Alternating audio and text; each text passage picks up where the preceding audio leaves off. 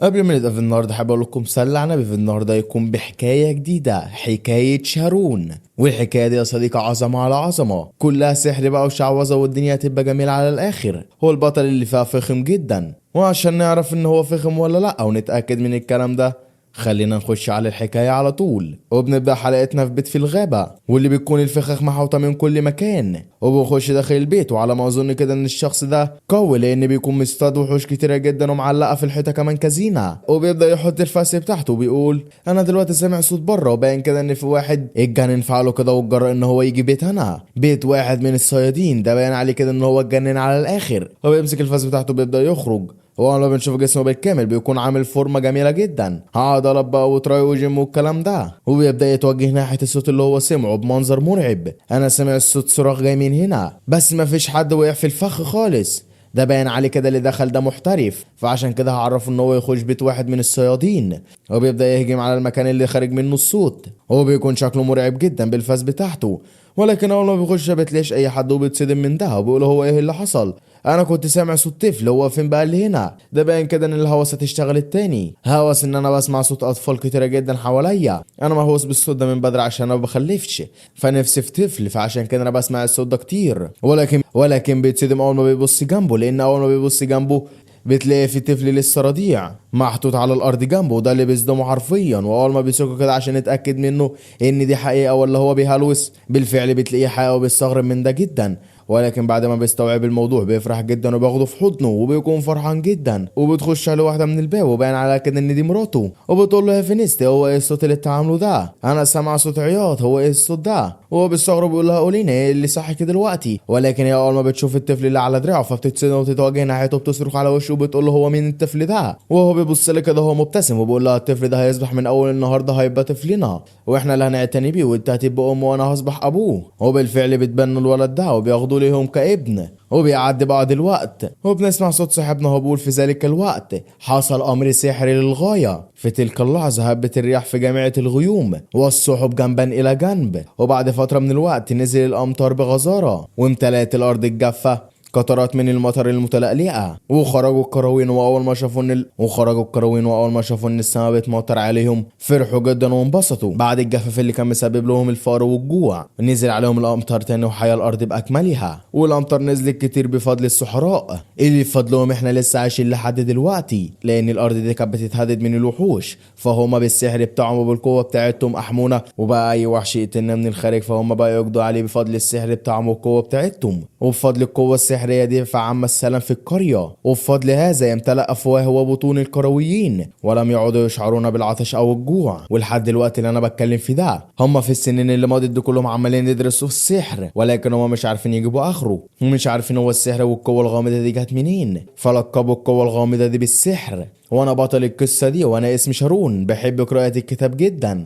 وبالفعل بنشوف صاحبنا وهو قاعد ماسك الكتاب وسند على شجرة، وبيخش عليه أبو وجه مبتسم وبيكون اسمه فينيموس والعمر 40 عام. هو بيمسك شارون وبيفضل يلوح فيه في الهواء وبيكون مبسوط منه جدا وفرحان منه وبيقول له ابن اللطيف الجميل، أنا خلصت من العمل بتاعي وخلصت قطع الشجر اللي كان عليا، خلينا دلوقتي نروح للمنزل ونعد طعام كده جميل جدا. وبياخد شارون في حضنه وبيفضل يبوس فيه، وشارون بيقول له أبي أنا عندي سؤال نفسي أسأله لك من زمان. السؤال ده هو إزاي الواحد يستخدم السحر؟ وأبو طبعا بيستغرب من السؤال بتاع ده وبيقول له السحر سحر إيه؟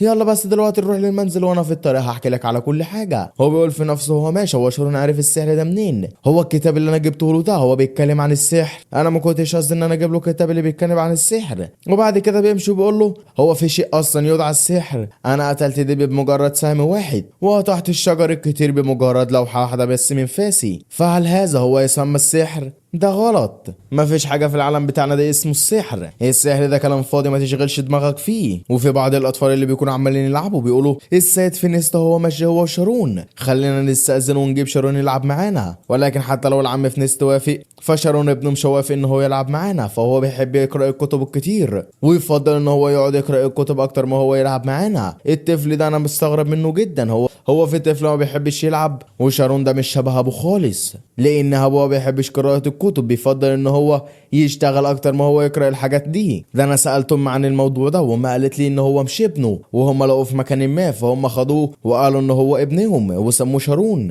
والعم فنست بيكون سامع الكلام ده كله بيكون متضايق جدا وبيشد على قبضته كده وبيقول في نفسه اولئك الاطفال الاوغاد بيتجرؤوا ان هم يتكلموا ويقولوا اللفظ الخارج ده عن ابن انا، دول اتجننوا في عقلهم. انا لما ارجع لكم ايها الاوغاد. ولكن من حسن الحظ شارون ما سمعش الكلام ده، وشارون بيضحك بصوت عالي كده وبيقول له انا لو قمت بقطع الشجره بضربه واحده فده برضه هيتسمى سحر، صح ولا لا يا ابويا؟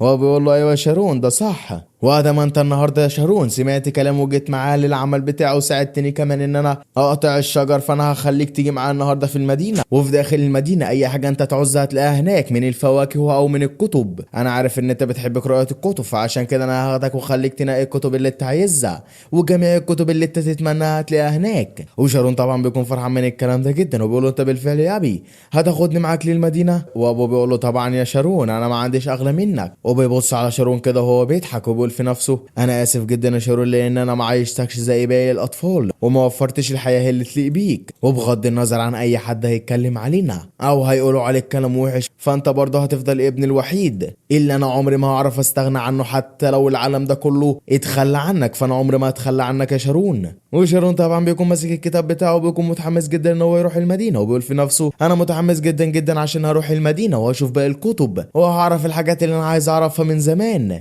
انا مبسوط جدا جدا وشكرا لك جدا يا ابي. فانا بالفعل محتاج ان انا اعرف حاجات عن السحر كتيرة جدا واعرف ازاي هم بيتعلموه. وبنتوجه معاهم داخل المدينة وهم داخلين المدينة بالبضاعة بتاعتهم. وشارون بيكون اول مرة يخش المدينة دي وبيكون مبسوط منها جدا، وفي اي مكان بيروحوا بيكون عمال يضحك ويصوت من كتر الفرحة اللي هو فيها وبيقول واو ده المدينة دي رائعة جدا والمحلات اللي فيها رائعة وكل حاجات فيها نظيفة جدا، انا ازاي ما جيتش المكان ده من قبل؟ ده المكان ده احسن حاجة شافتها عيني. وابو شارون بينزله عند احد المحلات وبيقول له يا شارون خليك هنا وما تتحركش، انا هروح ابيع البضاعه دي وهاجي لك على طول، فافضل عند الجد مارتن وما تبعدش من عنده خالص. انا مش عاوي عليك يا شارون، خليك انت واقف هنا وانا هاجي لك على طول. ولو انت اتجننت في دماغك كده زي ما بتتجنن ورحت لاي مكان وحسيت نفسك ان انت تهت فاياك ثم اياك تتعامل مع اي حد نبيل وتطلب منه المساعده، واياك برضه تخش في اي مكان مظلم وتخش في مكان انت ما تعرفوش. مفهوم يا شارون ولا لا؟ وشارون بيقول له علم يا ابي، ما تقلقش عليا، روح انت دلوقتي وخليك مطمن عليا، انا مش هروح بعيد، انا هفضل بس هنا عند الجد مارتن. وبالفعل ابو بيصدق وبياخد العربيه بتاعته وبيسوق وبيمشي، وشارون بيقعد جنب الجد مارتن وبيساعده ان هو يكتب الحاجات اللي هو عايزها، والجد مارتن بيكون قاعد وبيمليه وبيكون مبسوط جدا منه وبيكون فرحان ان هو قاعد جنبه. بيقول له يا شارون انت بتعرف تكتب حلو جدا وخطك حلو، انت امتى اتعلمت الحاجات دي يا ولد؟ انا مش عايز اتقل عليك اكتر من كده، اقعد دلوقتي وسيب الحاجه اللي في ايدك دي واستريح، فانت برضو لسه جاي من سفر وتعبان. ولكن شارون بيقول له لا مفيش اي مشكله يا جد مارتن، انا مش تعبان ولا حاجه، انا بحب اكتب واقرا الحاجات كده طول ما انا قاعد. والجد مارتن بيكون فرحان جدا من شارون وبيقول الطفل ده ذكي جدا بالنسبه طبعا لعمره لان هو عمره صغير عن الحاجات دي. وشارون بيقطع تفكير الجد مارتن وبيقول له يا جد انا عايز اسالك سؤال بس صغير وترد عليا بصراحه. والجد بيضحك كده وبيقول له هو انت في حاجه في العالم ده ما تعرفهاش ولا ايه يا شارون؟ انا اول مره اسمع حاجه زي كده، انت ذكي جدا بالفعل واي حاجه انت بتعوز تعرفها فبتعرفها من غير ما تسال اي حد، بس قول لي دلوقتي انت عايز ايه؟ وشارون بيقول له انت تعرف حاجه عن السحر؟ والجد مارتن بيعمل مش سامع وبيقول له ماذا؟ انت عايز تاكل؟ تعال وانا اكلك. ولكن هو بيقول له انت بتعمل عبيط ولا ايه يا جد مارتن؟ انا بقول لك السحر، ايه السحر؟ انت تعرف حاجه عن السحر ولا ايه؟ فالجد مارتن بيضحك كده وبيقول له انت تقصد السحر، انا سمعتك ان انت بتقول كنت عايز تاكل، المعذره ايها الصغير. والجد مارتن كده بيقول في نفسه انا مش لازم اقول له على اي حاجه عن السحر ده، فالاطفال اللي في السن زي شارون كده بيكونوا عايزين يجربوا اي حاجه بيشوفوها قدامهم، ولو عرف معنى السحر فهو هيكون عايز يجربه جدا، وانا مش لازم اعرف على الحاجه دي. وصاحبنا بيكون منتظر منه ان هو يتكلم، وبالفعل الجد مارتن بيتكلم وبيقول له يا شارون انا في الواقع والصراحه انا ما اعرفش حاجه عن السحر اللي انت بتتكلم عليه ده، ولكن اعتقد كده ان السؤال بتاعك ده هتلاقيه جوه في المكتبه اللي هناك ديت. وبيشاور له على احد المكاتب اللي هناك وبيقول له في المكتبه دي جميع الكتب اللي انت تتمناها واللي انت بتحبها كمان. وشارون طبعا اول ما بيسمع اسم المكتبه دي بيفرح جدا وبيقول له مكتبه؟ طب انا رايح على الفور. وبالفعل بيبدا يجري على المكتبه دي، والجد مارتن بيقول له يا شارون ما تبعدش بعيد اكتر اكتر من هنا، خد حذرك واوعى تبعد اكتر من كده، ويلا روح دلوقتي وما تعوقش. وشارون بيكون بيجري على المكتب وبيكون فرحان جدا وبيقول له ماشي يا جد مارتن ما تقلقش، انا هروح بس كده وهطل لي طله وهاجي على الفور، وهاجي كمان قبل ما ابويا يخلص ويجي، فما تشيلش اي هم، خليك انت قاعد انا وانا هاجي على طول. واول ما شارون بيمشي بيمسك الكتاب بتاعه اللي كان بيقرا فيه وبيقول هذا الكتاب انا كنت بقرا مثل الكتب ده وانا في سن شارون، كانت بتبقى مكتوب فيها قصص جميله جدا انا كنت بحب اقراها، ولكن اول ما بيفتح الكتاب وبيبص جوه بيتصدم حرفيا لان بتلاقي جوه الرسوم السحريه، فبيتخض كده بيقول مين اللي جاب الكتاب ده لهذا الطفل؟ ده كتاب السحر، وازاي يقع قدام طفل زي ده ومين اللي جابه له؟ فهو عرف السحر بقى من الكتاب ده وكان بيسالنا عليه، انا لو اعرف بس مين اللي جاب له الكتاب ده فانا هقتله على الفور. وبنتوجه ناحيه شارون واللي بيكون داخل المكتبه وبيمسك احد الكتب، ولكن العامل اللي واقفه في المكتبه بتزعله بتقول له ايها الغبي انت ايدك قذره وانت هتمسك بها الكتاب، انت اتجننت ولا ايه؟ وشارون بيكون على نياته جدا وما يكونش عارف العالم الوسخ ده، هو بيقول له انا هلقي نظره بس على الكتاب ده على طول، فانا مش هعمل في اي حاجه ومش هقطعه ولا هوسخه. ولكن الست دي بتزعله وبتقول له انت تعرف الكتاب ده بكام؟ الكتب دي محطوطه هنا مش للاشخاص اللي زيك، فالكتب دي للنبلاء فقط والناس الاغنياء واللي معاها فلوس، مش زيك كده واحد حقير ومعفن وجربان يمشي يطلع بره. ولكن اللي بيتحدثهم ده هو دخول واحد من النبلاء، وهي اول ما بتشوفه تفضل ترحب فيه وبتقول له ايه انت وصلت هنا دلوقتي؟ الجميع الكتب اللي انت طلبتها هي موجوده هنا دلوقتي وتحت امرتك، خادم سيد المدينه الشخصي بذات نفسه يجي هنا ما كانش فيها اي داعي، فانا كنت هجيب لك الفاتوره واجيبها لك لحد عندك، فمفيش اي داعي انك تتعب نفسك وتيجي لحد هنا. واللي بيلفت انتباهه في المكان ده هو صاحبنا شارون، وبيكون مستغرب جدا منه لان ازاي طفل صغير زي ده وبالسن ده يمسك كتاب زي ده، لان الكتاب ده ما يفهموش غير الناس الكبيره، وكمان يصعب على الناس الكبيره فهمه. وشارون على طول بيخرج بره عشان هو عارف ان هو مش هيعرف يشتريه، وبيكون متضايق جدا وبيقول انا عارف ان كتاب زي ده باهظ الثمن انا مش هعرف اشتريه، فعشان كده مش هحمس نفسي على الفاضي وهفضل اقرا فيه على الفاضي. وكمان اللي الست اللي جوه دي عملت زعله وبتقول له ما تقراش كتب، وكمان طردتني من المكتبه. ولكن بيشوف واحد من الرجال ماسك كرتونه مليانه كتب، وهو اول ما بيشوفه بيقول للراجل ده وبيقول انا هشوف الكتب دي وهقراها واشوفها بكام، ولو هي رخيصه فانا هخلي ابويا يشتريها على الفور. ولكن بنصدم يا صديقي اول ما بيوصل للمكان اللي الشخص ده بيوصل فيه، لان بتلاقي الشخص ده بيرميهم في الزباله. وشارون طبعا بينصدم من ده لان بتلاقي كتب كتيره جدا مرميه في الزباله، وبيمسك واحد من الكتاب كده وبيقول انا قلت قبل كده ان ابويا مش هيقدر ان هو يشتري كتاب زي ده، كتاب غالي جدا والنبلاء بس هم اللي بيشتروه، انا دلوقتي عرفت هو بيجيب لي كتب دي منين. هو بيبدا يقرا الكتب اللي في الارض اللي مرميه في الزباله، وجميع النبلاء اللي بيكونوا واقفين باصين عليه وعمالين يضحكوا عليه، وهو بيبص عليهم هما كمان وبيقولوا نبلاء ماسكين كتب غاليه جدا ولابسين لبس نضيف جدا، انا نفسي اعرف هو ايه الفرق اللي بيني وبينهم عشان هم يبقوا لابسين اللبس ده وانا لابس اللبس القذر ده. وبيكون عايز يروح عشان يسالهم لكن بيفتكر الكلام اللي ابوه قاله له قبل ما يمشي، وبيقول له اياك وانك تتكلم النبلاء، ولكن انا مش هخاف منهم واروح اسالهم. وبالفعل بيتوجه ناحيتهم عشان يسالهم، ولكن اللي بتوقفه هي ايد واحد من الحراس، واحد طفل زيك من العامه والناس الفقراء ازاي يمشي في المكان النضيف اللي بيمشوا في النبلاء؟ انت اتجننت ولا ايها الطفل؟ المنطقه دي مخصصه للنبلاء فقط، وازاي اصلا سمحوا لك ان انت تخش هنا؟ وبيجي واحد تاني من الحراس وبيقول له انتظر يا اخي، الطفل ده مشبوه فيه من المحتمل وبشكل كبير جدا، فالطفل ده مش من هنا وهو مشرد وباين عليه كده ان هو متربى على ايد عصابه. وبالفعل الحارس ده اول ما بيسمع الكلام ده بيبدا يبص لصاحبنا عشان ياخده معاه، ولكن اول ما بيبص على صاحبنا بتلاقي صاحبنا هرب منه وساب الجاكيت بتاعه، وبقول ايها الطفل انت رحت فين؟ والقائد بتاع الحارس اللي هو كان ماسك صاحبنا ده بيزعق له بيقول له ايها الوغد انت ازاي يفلت منك طفل زي ده ويهرب من ايدك؟ اجري دلوقتي ودور عليه واوعى يهرب منك. وبنروح لصاحبنا اللي بيكون مستخبى عند احد الشجرات، واللي بيكون اتبهدل على الاخر وبينفض دماغه وبينزل منها صراصير وحاجات كده مقرفه على الاخر، وبيقوم بيمسك هدومه وبيقول انا هدومي اتوسخت بنسبه 100%، اول ما هرجع ابويا هيفضل يزعل على الهدوم دي. وبيشوف الفرده التانيه من الجزمه بتاعته بيروح عشان يلبسها، واول ما بيروح هناك بينزل عشان يلبسها، ولكن بيسمع صوت غريب جدا طالع من ورا الجدران اللي هو واقف جنبيها، واللي بيشد صاحبنا ويخليه يسمع الصوت ده اللي فيه واحد بيسأل واحد وبيقول له ما هو السحر، والشخص التاني بيرد عليه بيقول له ما هو دي درس النهارده. وصاحبنا طبعا اول ما بيسمع سيره السحر بيتفاجئ جدا وبيكون متحمس جدا عشان يسمع ايه هي معنى السحر وازاي السحر بيتفعل، وبيقول له من كل المكان ده هي اكاديميه لتعليم السحر ولا ايه؟ والطلاب بيبداوا يسالوا اسئله، وصاحبنا في دماغه بيجاوب على الاسئله دي بكل سهوله لان هو قارئ عن السحر ده كتير جدا في الكتب، والمعلم اللي قاعد بيدرس للطلاب دول بيبدا يجاوب عن السحر بشكل مثالي، وصاحبنا طبعا بيتفاجئ منه اول ما بيسمع الحاجات دي، واول ما بيخلص شرح الدرس بيسالهم شويه اسئله وبيقول لهم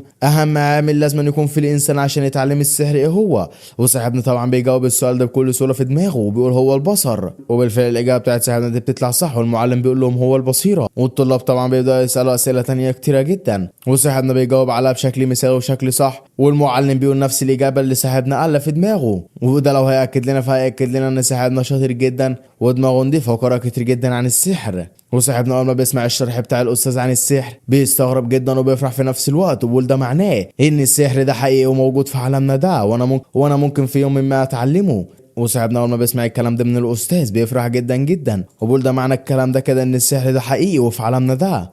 بس انا بتساءل هو انا هتعلم السحر ده ازاي؟ وانا هتعلمه بالفعل ولا لا؟ واللي بيجاوبوا على السؤال اللي في دماغه ده هو الاستاذ بذات نفسه. انت هتصبح واحد من السحرة في يوم ما ايها الطفل اللي خلف الجدار. وصاحبنا اول ما بيسمع منه الكلام ده بيتصدم جدا وبتنطر، والاستاذ بيبدا يكمل كلامه بيقول له افكارك واضحه ايها الطفل اللي ورا الجدران، انا بقرا الافكار بكل بساطه وانا قارئ افكارك دلوقتي وسامع منك كل حاجه انت بتفكر فيها. وصاحبنا طبعا بينصدم وبيقول هو ازاي حصل كده؟ هو انا دلوقتي طب اعمل ايه؟ انا لازم اجري دلوقتي ولا اقعد ولا اعمل ايه؟ انا خايف ومتوتر جدا وفي حيره، بس انا متحمس جدا ومتشوق اكتر ان انا اعدي الجدران ده واذهب للاستاذ اللي بيتكلم ده واعرف اكتر عن السحر ويجاوبنا على الاسئله اللي عندي. وبالفعل بيبدا يتسلق الجدران اللي قدامه ده وبيتسلق السور عشان يتواجه ناحيه الاستاذ اللي قاعد اللي عمال يشرح للاطفال على السحر واللي سمع افكاره. وهو بيتسلق الجدران بيقول في نفسه انا لو ما استغلتش الفرصه دي ولو كنت مشيت من هنا فانا كنت هندم طول حياتي، فانا هروح دلوقتي واستغل الفرصه دي صح. واول ما بيطلع له الجدران وبيبص قدامه بينبهر من المنظر اللي قدامه، منظر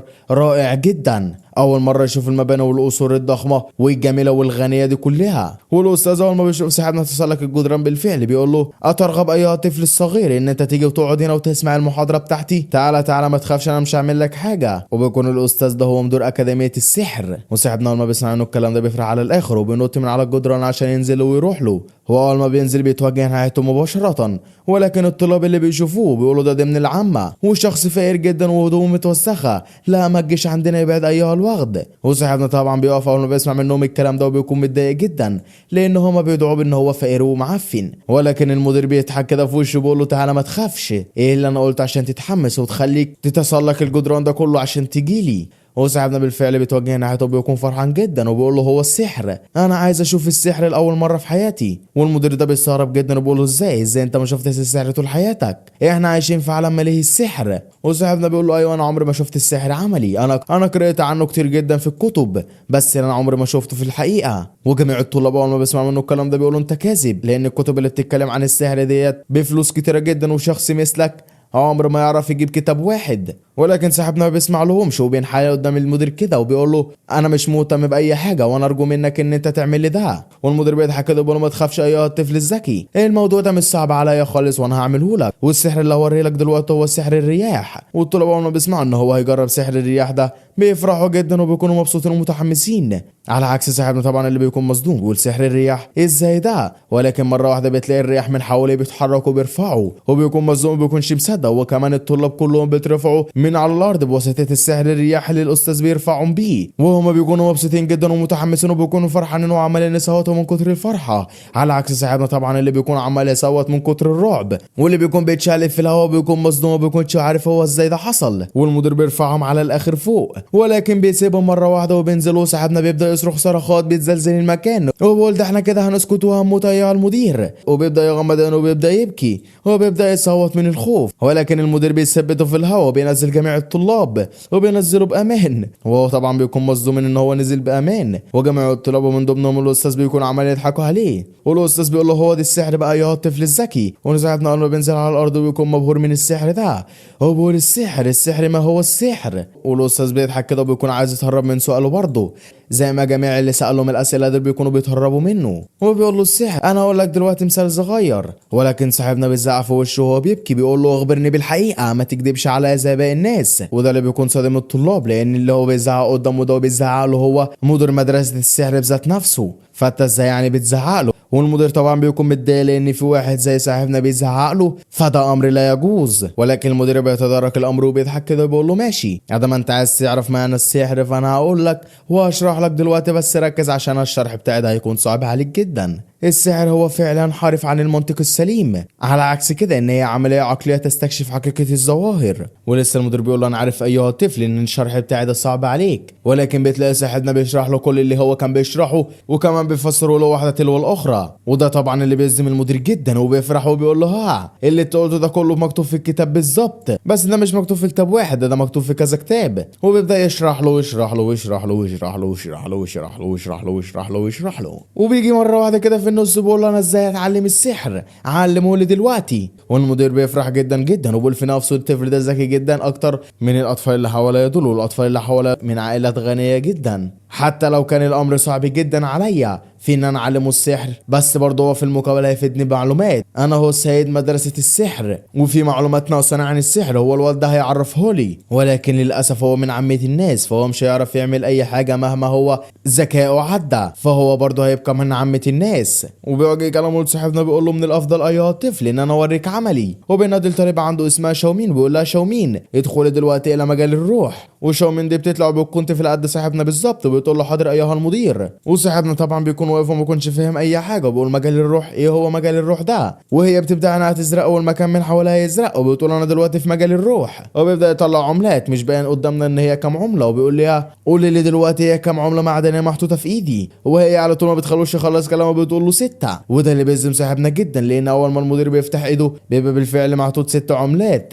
وبيعرفنا هو ازاي ده حصل وهي ازاي عرفت كام عمله في ايده. لما الساحر بيغمض عينه وبيركز على الاخر الحساسات بتاعته بتكفي ان هي تشعر باي شيء حواليها. ده حتى السحراء المتطورين والمتقدمين في المستوى ولو عملوا مجال الروح ده فهم يعملوا كام ورقه في الشجره بدقه عاليه جدا. هي دي بقى مهاره مجال الروح، وهي حساسه للغايه. هو بيبدا يشيل من العملات دي وبينقص منهم، ويقول لها دلوقتي كام في ايدي، وهي بتقول له 3 عملات. وبالفعل اول ما بيفتح ايده بيكون في 3 عملات. وبيقول الساحر اول ما بيخش في المجال الروح ده بيكون الدقه بتاعته فائقه، وبيعرف اي حاجه في الخارج حتى لو بعيد عنه بكتير جدا فهو برضه بيعرفها. وصاحبنا طبعا اللي بيكون واقف بيكون مصدوم من الكلام ده كله وبيكونش فاهم اي حاجه. والمدير بيقول ممكن لاي حد ده ان هو يعرف يعمل الموضوع ده حتى انت كمان ايها الطفل الذكي ممكن انت تعرف تخش في المجال الروح. حاول التدرب في مكان هادئ، واولا اشعر باي حاجه هي من حواليك، ثم امسح اي حاجه في دماغك وشيل اي حاجه في دماغك وما تفكرش بس غير في انك تخش في مجال الروح وتحس بكل حاجه حواليك. ولو انت بالفعل ايها الطفل عرفت انك تخش في مجال الروح فانت هتلاقي عالم مختلف بالكامل حوالينك، مختلف تماما عن الخارج.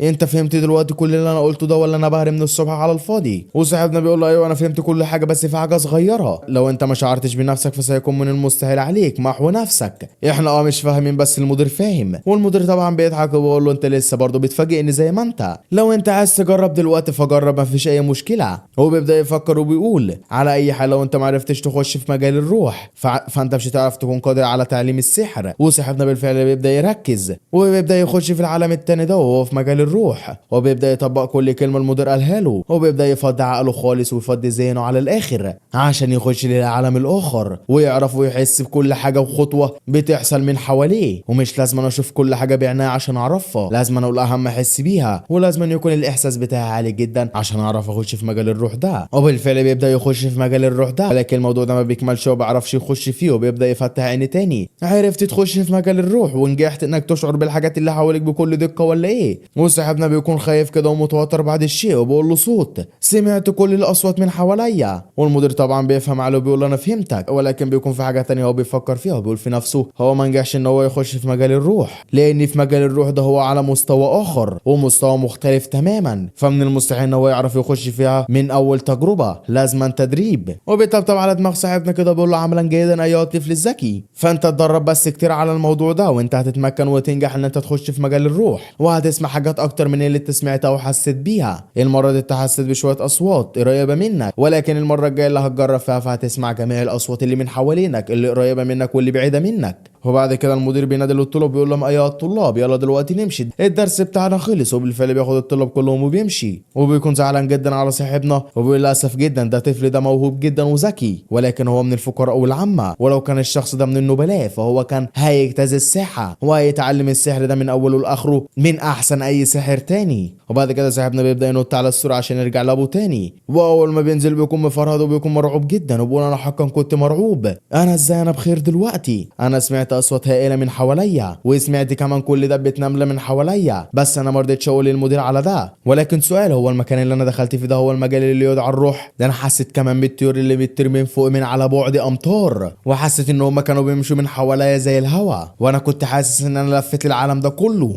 بمجرد بس ثانيه واحده. انا عمري ما كنت اتخيل ان انا هخش في العالم ده. العالم ده غير الواقع تماما. هو بيبدا يعيط وبيبدا يركض عند ابوه وبيقول انا كنت خايف جدا، انا كنت خايف جدا من الموضوع ده. هو كان الموضوع ده اقل من ثانيه، لكن انا برضو كنت مرعوب. انا كنت حاسس ان روحي انسحبت من جسدي ولفت العالم ده كله في مجرد لحظه بس واحده. ولكن هو بيجري كده وغرقان في تفكيره، بيخبط في واحد من الاشخاص وبيقع على واحده من الخشبات وبيتوجع جدا، ولكن بيقوم على طول عشان يتاسف من اللي هو خبط في ده. هو بيقول له انا اسف جدا جدا، انا ما كنتش قصدي. ومن حسن الحظ الوحش ان هو خبط في مجموعه من الشباب الصايعين والمتهورين. بيقول يا الطفل المزعج، انت قطعت طريق وخبطت فيا، انت تستحق الموت يا الوغد. وبيمسك صاحبنا وبيفضل يضرب فيه، هو بيبص له كده بمنظر مرعب، وصاحبنا بيكون مرعوب منه. والشخص ده بيقول له انت اتجننت، انت خبطتني ولازم تدفع الثمن عشان اسيبك. وصاحبنا طبعا ما بيكونش معاه اي حاجه عشان يديها له، بيقول له انا اسف جدا، انا ما كنتش قصدي، انا متاسف على الاخر. وبيقول له انت يا الطفل الصغير، انت من عصابه الذئب صح ولا لا؟ وهم باعتينك ليه عشان تقتلني؟ انت مفكر يا الطفل الصغير ان انت هتقتل واحد زيي؟ ولكن اللي بقى حادث ده هو صوت جاي من وراهم.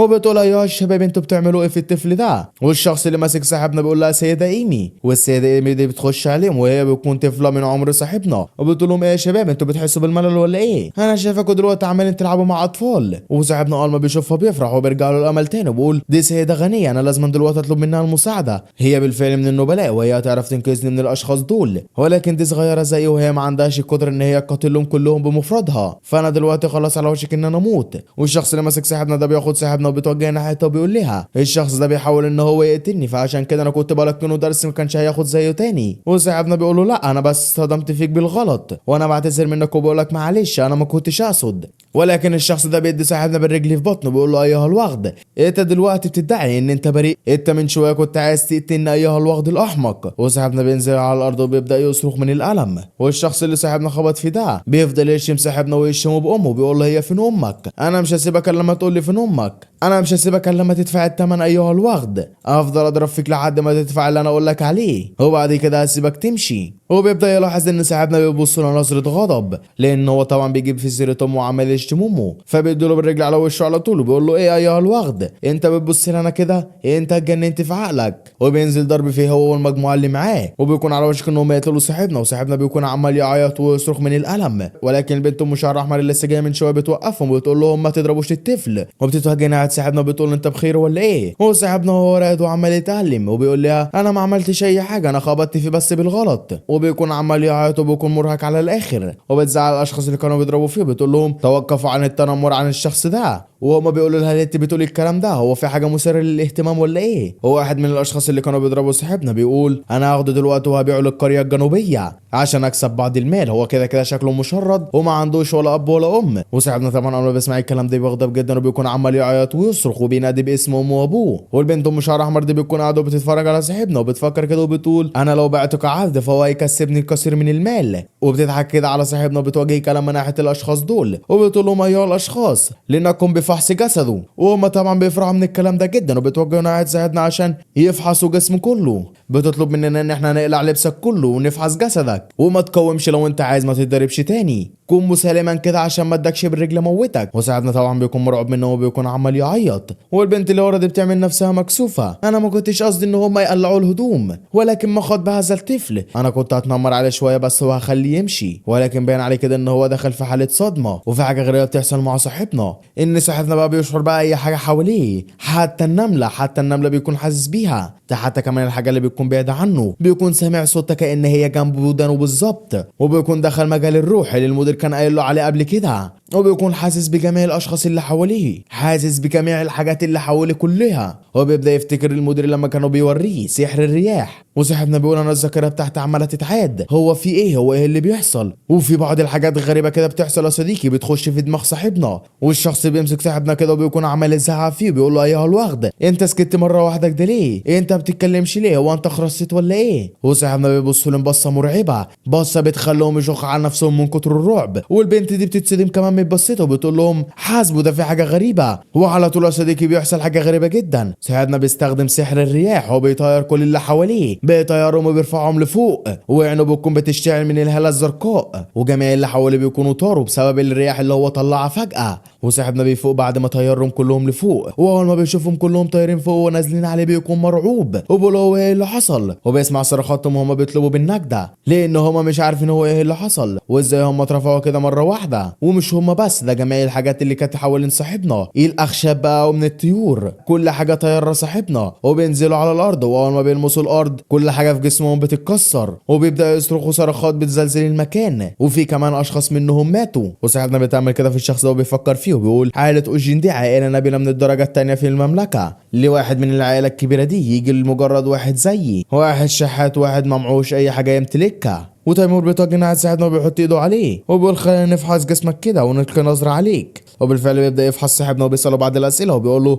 يا شيمون هو انت بتعرف تقرا ولا ايه؟ وصاحبنا بيقول له ايوه انا بعرف اقرا من وانا طفل، وممكن تقول لي بس انت بتعمل ايه وليه بتفحصني وليه بتعمل الحاجات الغريبه اللي انت بتعملها دي؟ وتيمور بيخلص الفحص بتاعه وبيقول له انت بتسمع حلو وكمان بتعرف تكتب وتقرا حلو جدا وكمان بتسمع كلمه امك وابوك. وصاحبنا طبعا ما بيكونش فاهم اي حاجه من اللي هو بيقوله ده، بيقول له معذره انت بتسال الاسئله دي كلها ليه؟ هو جاي هنا ليه؟ خش في سرد الموضوع على طول. وهو بيقول له يا شيرون انا جيت هنا عشان اعرض عليك ان انت تصبح تشتغل لصالح عائله اوجين. وصاحبنا بيقول له شغل ايه؟ شغل ايه اللي عائله اوجين بذات نفسها هتحتاج واحد زي انا؟ هو بيبدا يشرح له الشغل بالظبط وبيقول له انت هتشتغل في المكتبه اللي في المدينه. هو بيبدا يوضح له بالظبط عن الشغل بتاعه، بيقول له في المدينه مكتبه، والمكتبه ديت بيجي لها كتب بالالوفات، وفي بعض الكتب اللي فيها بتتسرب ومش لازم ده يحصل، وفي كتب فيها متسربه وفي داخل حاجات وهي الفرز. وصاحبنا طبعا بينسدر بيقول المكتبه دي من مستوى اخر ولازم اي حد يشتغل فيها لازم يكون من عائله نبيله، هو اللي جالي انا بالذات. وتيمور بيقطع تفكيره ده وبيقول له العائله بتاعتك دي هي الوحيده اللي عارفه عمليه النقل دي بتتم ازاي، اذا انتشرت اي شائعه بشان نقل الكتب فعائلتك دي هتموت على الفور، وعشان المساله دي حياه او موت فانا هدفع لك اللي يكفيك انت وعائلتك. وبيوجه كلامه ناحيه ابو شرون وبيقول له ما اظنش ان انتوا بيطلع لكم فلوس خالص من ناحيه ايه الشغل اللي انتوا بتشتغلوا في الغابه ده وهو تقطيع الشجر، فعلى ما اظن كده ان احنا هندفع لكم المال الكافي اللي يكفيكوا ويعيشكوا اغنياء، فركز بقى على مستقبل طفلك وما تبقاش اناني. وابو شرون بيقوم يزعق عليه وبيقول له انا مش عايز المال ده كله، وانا المال اللي بيجي لي من ناحيه تقطيع الخشب دول هو بيكفيني وبزياده، فشكرا ليك انا عايز بس راحه عائلتي وعايز شرون يحقق كل احلامه. فبيضحك تيمور كده وبيقول له ما تفكرش ان انا جاي هنا عشان احقق حلم ابنك، انا جاي هنا عشان اكسب الفلوس، ولو الموضوع مش هيخليني اكسب فلوس اكتر فما كنتش جيت ليكو ولا حتى كنت هوبت ناحيه القريه الفارغه المعفنه دي. وما تخافش وما تفضلش تهيص كده على الفاضي، حلم ابنك هيتحقق.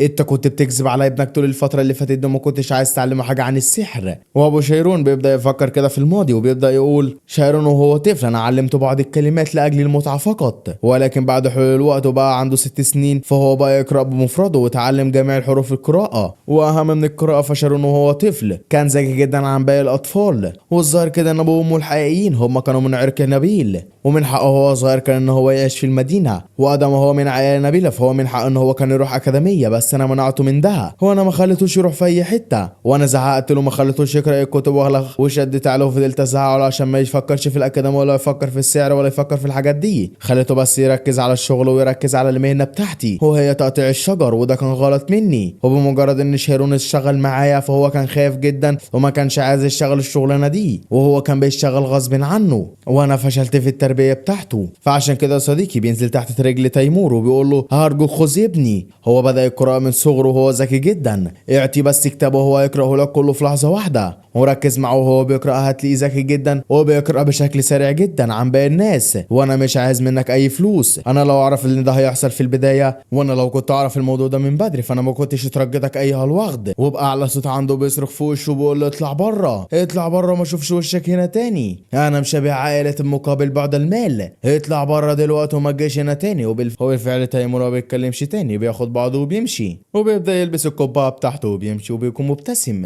وبيقول انتوا اغبياء زي ما انتوا مش فاهمين اي حاجه، ولكن بيسمع صوت طالع من ورا من شيرون وبيقول توقف ابي انا هذهب، وابو طبعا بيكون مصدوم وبيقول له شيرون ايه اللي انت بتعمله ده؟ وتيمور بيبص لشيرون وبيقول له يا شيرون انا مش بجبرك على اي حاجه وانا مش بخوفك، انا بقول لك بس الحقيقه، لاني لو الشعب ده طلع بره فعائلتك كلها هتموت. وشيرون بيقول انا عارف كل ده وانا مش خايف، انا جاي بكل ارادتي وما تخافش انا مش هكون باي حاجه خطا خالص. وتيمور بيبص له كده وبيضحك له وبيقول له ماشي، هذا ما انت مصمم على رايك فانا هسيبك اسبوع تفكر فيه، وفي الاسبوع ده لو غيرت رايك فما فيش اي مشكله، ولو ما غيرتش رايك وعايز تيجي فانا ما عنديش برضه اي مشكله. وبيسيبه بيبدا يخرج وهو ماشي بيقول له بس لو انت وافقت ودخلت القصر فما فيش مجال للرجوع تاني. وابو شيرون اول ما تيمور بيخرج بيزعل جيرون وبيقول له شيرون انت ليه وافقت؟ هم عايزين واحد عشان يضحوا بيه وما لقوش غيرك انت هتروح هم هيضحوا بك وهيقتلوك، انا هتحمل كل الخسائر وانا هتحمل كل حاجه فمالكش دعوه انت، واخرج من الموضوع ده وارفض. ولكن شيرون بيسكت وبيقول له ابي، هو بيفتح ايده كده وبيكون مبسوط وبيكون بيعيط وبيقول له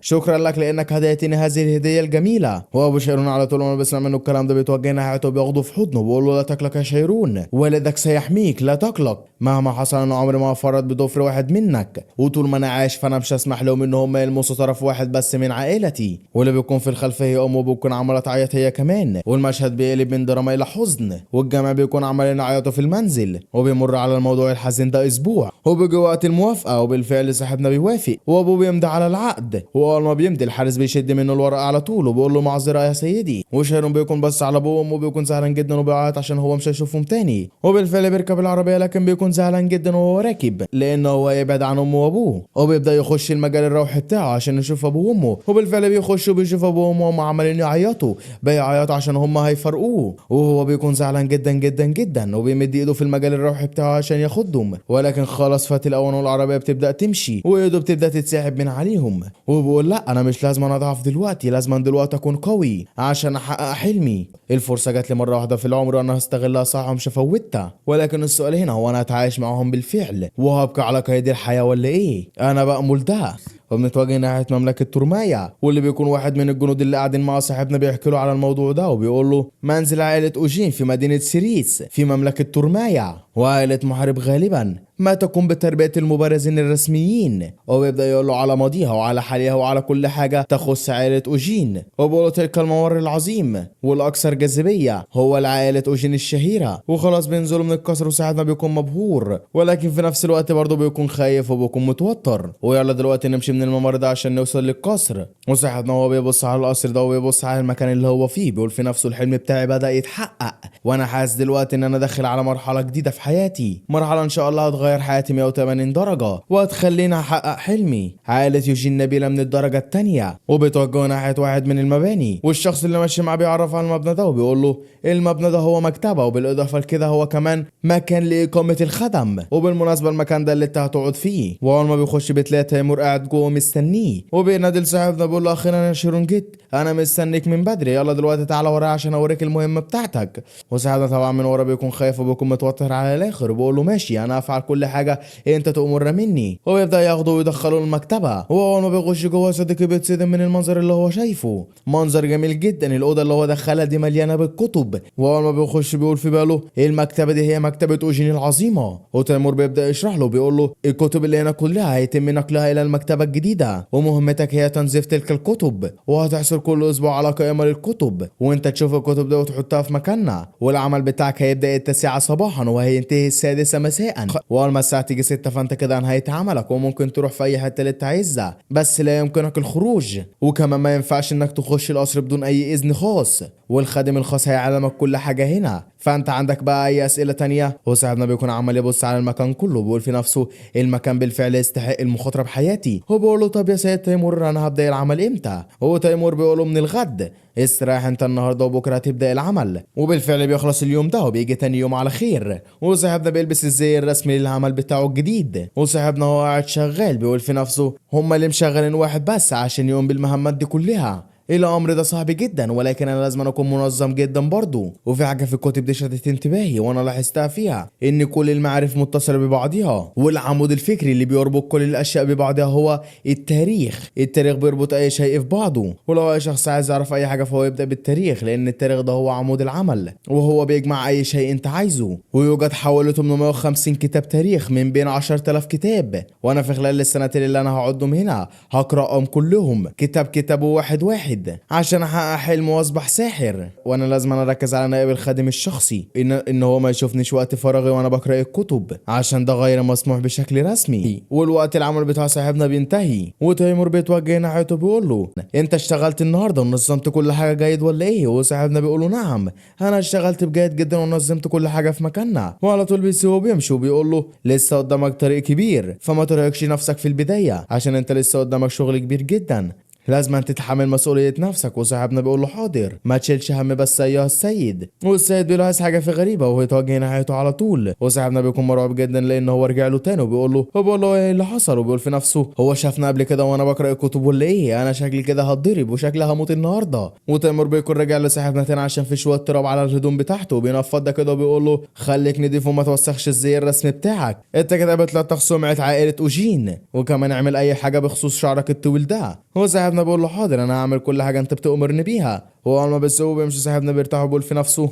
انا اول يوم تعبت جدا وزهقت جدا بالفعل من الشخص ده بيركز على اقل حاجه، ده كان في مجرد شويه تراب بس على الهدوم بتاعتي يركز عليهم كمان وشافهم، انا مش هستحمل لمده عام هكذا، وانا لازم اكون حريص اكتر من كده عشان ما اقعش في اي مشكله. وبيعدي الوقت طويلا وبنشوف صاحبنا وهو قاعد في المكتبه وهو عمال يقرا احد الكتب وبيقول في نفسه لكن المشكله الاكبر دلوقتي ان الكتاب ده صعب جدا لان في احداث كتير جدا داخله في بعضيها وانا مش عارف افهم ايه ولا ايه، ولكن انا لو عايز اوصل لحلمي بالفعل وعايز اوصل لكل شيء انا بتمناه فانا لازم أنا افهم اكتر من كده وافهم كل كلمه في الكتاب. وخلاص دلوقتي تبقى سطر واحد فقط وهيكون نهايه الكتاب ده بالفعل، ولكن يا صديقي بيكون بينام على نفسه وبالفعل بينام على الكتاب اللي هو تحت من كتر الارهاق، ولكن اللي بيسهر في المكان وبيسحب الكتاب من تحته هو تيمور، وبيبدا يمسك الكتاب كده وبيشوفه بيقول يا له من ولد عاصي بالفعل، انا قلت له ان هو ما يقراش الكتاب ده لكن هو قرأه برضه، ولكن قراءة الكتاب ده مملة جدا انا مش عارف ازاي هو استحملها، وما تفكرش ان انت بقراءتها بالكتب، وبيقول ان هو مجرد احمق عنده احلام كبيرة وهو عمره ما يعرف يحققها. عدد دلوقتي 3 شهور عليا وانا في المكتبة هنا، وفي واحد من الاشخاص بيجي لصاحبنا بيقول له يا شيرون هو ده الكتاب اللي انت فرسته النهارده ولا ايه؟ وشيرون بيقول له ايوه هو الكتاب ده اللي انا فرسته النهارده، وبيبدا يفكر في الموضوع وبيقول في نفسه موضوع فرز الكتب ده طلع اسهل مما انا كنت متوقع، انا اتعلمت حاجات كتيره جدا في المده اللي انا قعدتها هنا، ويعتبر اتعلمت كل حاجه في المكتبه. وهو واقف غرقان في التفكير بتاعه في واحد بيخبط الباب بالرجل وبيخش عليه وهو موهور وخايف، وصاحبنا طبعا بينصدم من اللي حصل قدامه ده وبيقول هو انت مين يا عم؟ والشخص ده بيخش وبيكون شكله كده ان هو تعبان وشكله كده واخد علقه موت، وبيقول في يوم هكذا اين يمكنني الراحه؟ وصاحبنا اول ما بيشوفه بيعرفه على طول وبيقول هذا الشخص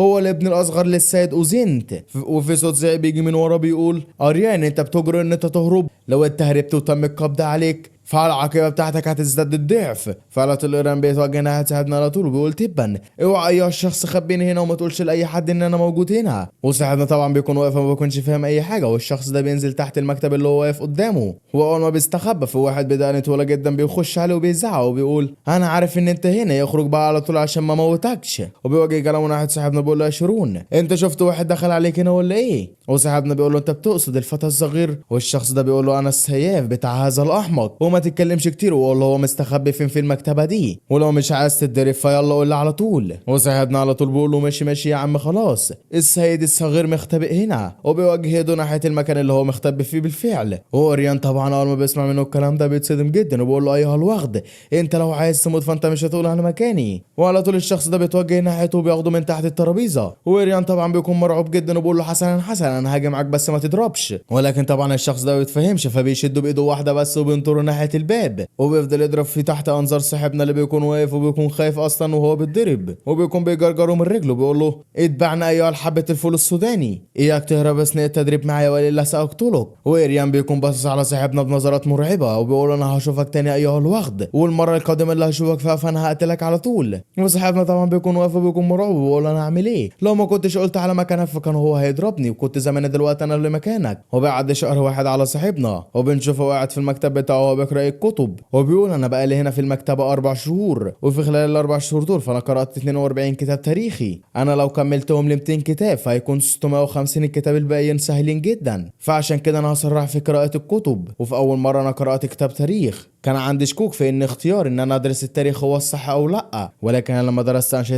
السحريه في التاريخ كنت مقتنع ان الخيار بتاعي ده صحيح، ولو الشخص كان بيقرا نظريه في الكتاب فالسحر هو الشيء الوحيد اللي بيحول النظريه دي الى حقيقه، ولو انا قرات طلعت قدر كافي من الكتب وثبت المعلومات بتاع الكتب دي كلها في دماغي، فده هيساعدني بشكل كبير جدا ان انا اتعلم السحر واحقق حلمي، ومفيش حاجه في العالم ده خياليه، وانا هعرف احقق حلمي بالفعل. ولكن الشخص اللي كان مستخبي عنده قبل كده بيجي له تاني وبيهبد الباب وبيزعله بيقول له ايها الفتى انا هاجي لك دلوقتي واقتلك، وبيكون باين عليه كده ان هو واخد ضرب محدش خده قبل كده، وبيقول انا اتحملت كل الجحيم ده عشان اللحظه دي واجي انتقم منك ايها الوغد. وصاحبنا طبعا بيكون واقف مرعوب منه وبيقول ان هو عنيد جدا، وبيقول له انت جاي هنا بس عشان خاطر الموضوع ده؟ فهو بيقول له بالتاكيد انا جاي هنا عشان انتقم منك، انت تعرف مقدار المشكله اللي انت حطيتني فيها؟ المدرب بتاعي عاقبني بعقاب مفيش حد في العالم ده يقدر ان هو يتحمله، انا طلعت فوق الجبال ونزلت عشرات المرات، وفي كل مره كنت بتسلق الجبال دي فانا كنت على وشك ان انا اموت. وصاحبنا طبعا بيكون سامع منه الكلام ده وبيكون مرعوب جدا منه، وبيقول في نفسه انا عمر ما كنت اظن ان الموضوع ده يوصل لحد كده، ده هو دلوقتي غاضب جدا مني، وهو دلوقتي ممكن ان هو يقتلني في اي لحظه. والشخص ده بيقول له انا وثقت فيك ايها الوغد وقلت لك ما تقولش لحد ان انا مستخبي هنا، ومع ذلك فانت قلت له برضه.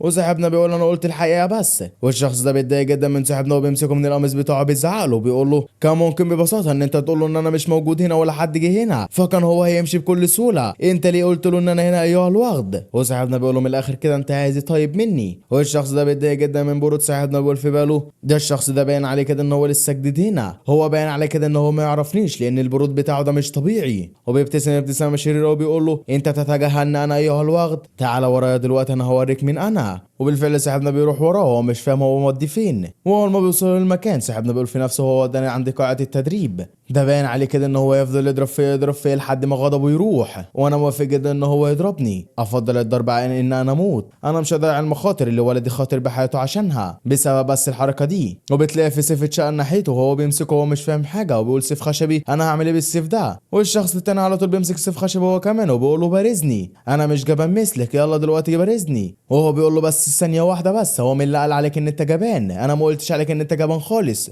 هو بيبص له كده بنظره مرعبه وبيقول له انت بعتني بس عشان انت خايف من المدرب بتاعي عشان ما يضربكش. وبدا ياخد وضعيه الكتاب وبيكون شكله مرعب جدا وبيقول له يلا تعالى لي دلوقتي وبارزني، وعشان في اختلاف كبير جدا في قوتنا فانا هديك 3 فرص بس عشان تهجم عليا فيهم. وبيبدا يبص للسيف الخشبي بتاعه بيقول في نفسه السيف الخشبي صلبي جدا، ولو هو ضربني في عظمي كله هيتكسر وهضطر ان انا اقعد لبيتنا، انا دلوقتي مش عارف انا هعمل ايه، هوافق ولا مش هوافق؟ ولكن طبعا في النهايه بيوافق وبيبدا يهاجم عليه، ولكن طبعا الضربه دي بتتصد بسرعه وبيقول ده اول هجوم ليك فاضل لك هجومين. وصاحبنا طبعا بيتخض من القوه بتاعته دي وبيقول ده الشخص ده باين عليه ان هو قوي جدا وانا مش هعرف اهاجمه، وبيخش عليه وبيديله بالهجمه الثانيه لكن هو برضه بيصدها بكل سهوله، وبيضحك كده ضحكه شريره وبيقول له كده 2 فاضل لك واحده اخيره. وصاحبنا بيكون مرعوب جدا وعرقان وبيقول في نفسه ما فاضلش غير فرصه واحده بس عشان هاجمه فيها، فعشان كده انا هفعل الحاجه اللي انا ما كنتش عايز اعملها. وبالفعل بيبدا يخش في مجال الروح وبيبدا يهجم الهجمه الاخيره عليه، وبيقول من الصعب جدا ان هو يعرف يتصدى للضربه دي، وبالفعل بيهجم عليه بالسيف بتاعه ولكن هو بيصدها، وبيضحك كده ضحكه شريره وبيقول له انا دوري، ولكن بينصدم لان الهجمه دي كسرت سيفه تحت نظرات صاحبنا طبعا. ولكن ما بنعرفش ايه اللي بيحصل تاني لان حلقه النهارده بتخلص، ولو حابب الحلقه التانيه تنزل في نفس اليوم انزل اعمل لايك واشتراك، وسلام على اهل السلام، سلام سلام.